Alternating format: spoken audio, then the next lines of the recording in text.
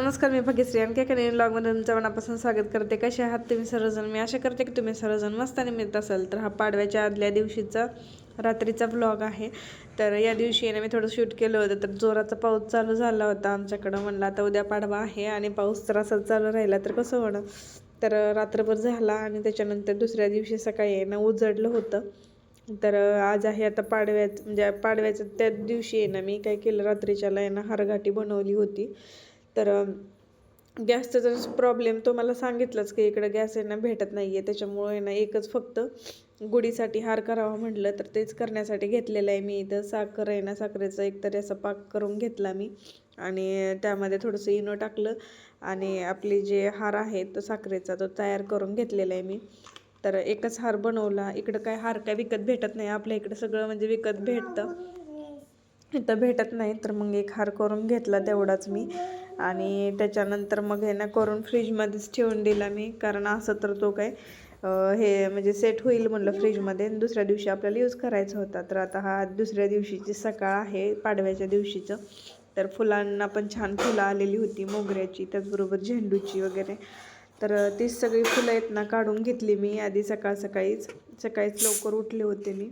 त्याच्यानंतर आंघोळ वगैरे झाली माझी आणि मग फुलं काढून घेतली मी. आणि त्याच्यानंतर आता मला हे सगळं स्वच्छ करायचं होतं. तर पहिल्यांदा बाहेरची सगळी फरशी पुसून घेतली मी. बाहेरचं सगळं पुसून घेतलं आणि त्याच्यानंतर मग मी आलेली आता आतमधली फरशी पुसण्यासाठी. तर आतमधली पण सगळी फरशी पुसून घेतली. पहिल्यांदाच फरशी पुसण्यापासूनच मी सणाची सुरुवात केली. छान अशी रांगोळी काढली दारामध्ये, शुभ गुढीपाडवा म्हणून जे कलर अवेलेबल होते त्याच्यामध्ये मी. आणि त्याच्यानंतर मग नारळाची केसरं काढायची राहिलेली होती. तर नारळाची केसरं काढून घेते मी. तर फौजींना पण ड्युटी होती म्हणून ते त्यांचं आवरत होते आणि नारळाच्या केसर वगैरे काढून घेतली आणि त्याच्यानंतर स्वयंपाक करून घेतला. मी काय पुरणपोळी केली नाही यावेळेस. नंतर म्हणजे गॅसचा प्रॉब्लेम तर तो आहेच आणि त्याच्यामुळं म्हटलं जाऊ दे नकोच करायला. आपण यावेळेस खीर पुरी आणि भाजी केलेली होती मी. साधं सिंपल स्वयंपाक. यावेळेस स्वयंपाकाचा व्हिडिओ काय शूट करणं म्हणजे हेच झालं नाही, कारण खूप सकाळी धावपळ होती. 8च्या आधी गुढी उभा म्हणजे करायची पण होती, त्याचबरोबर स्वयंपाक पण उरकायचा होता. त्याच्यामुळं खूप गडबड होती आज माझी आणि सगळी कामं एकदम फास्ट करून घेतली मी. जास्त व्हिडिओ काढण्यावर आज हेच दिलं नाही. आणि आता सगळी नारळाची केसरं वगैरे काढून घेतली मी आणि आता तोपर्यंत फौजींनी इकडं गुढीची तयारी करून ठेवली होती. छान असे तर ताट तयार करून आणलं मी. बाहेर गुढीची तयारी करत होते फौजी. तर साधं सिंपल आता आवरून झालेलं आहे आमचं सगळं आणि आता फौजींना ड्युटीला पण जायचं, त्याच्या आधी गुढी उभा करून घ्यायची. तर चला तर मग आधी गुढी उभा करून घेतो.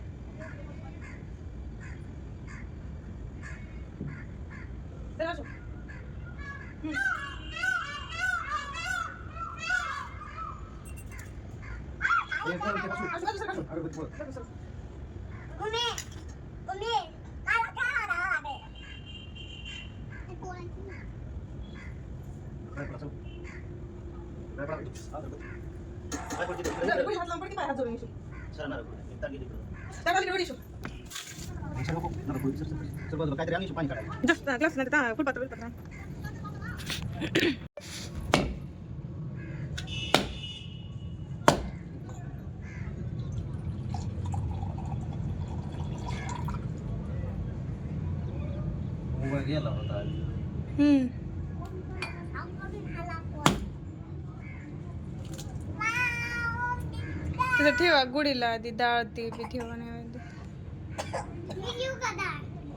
सगळ्याला वाटायचं. थांब आधी गुढीला दाखवते.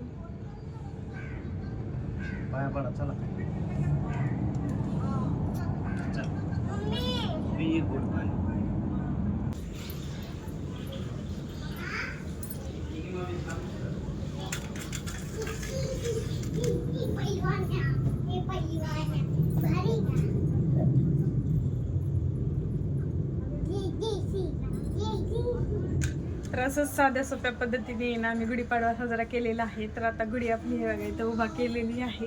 जेवढं काही साहित्य माझ्याकडे होतं तेवढ्या ह्याच्यामध्ये लिंबाचा फंटा काय आणणं झालं नाही, त्याच्यामुळे तेवढं तर नाही आहे. फक्त हार, फुलांचा हार आणि साखरेचा हार वगैरे घातलेला आहे आणि छान आपली गुढी उभा केलेली आहे.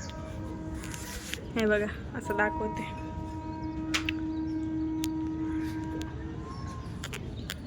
फोटोच आपल्या आठवणी बनवून राहतात, तर त्याच्यामुळे आम्ही थोडेफार फोटो काढलेले आहेत, तर ते मी इथे अटॅच केलेले आहेत.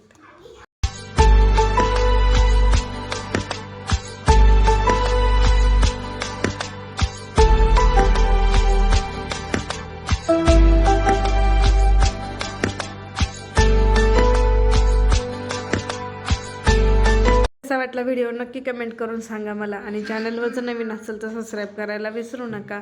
आणि त्याचबरोबर साईडला हाईपचं एक बटन आहे, तर हाईप पण नक्की करा व्हिडिओला. चला तर मग भेटूया अशाच नवीन व्लॉगमध्ये. तोपर्यंत बाय बाय.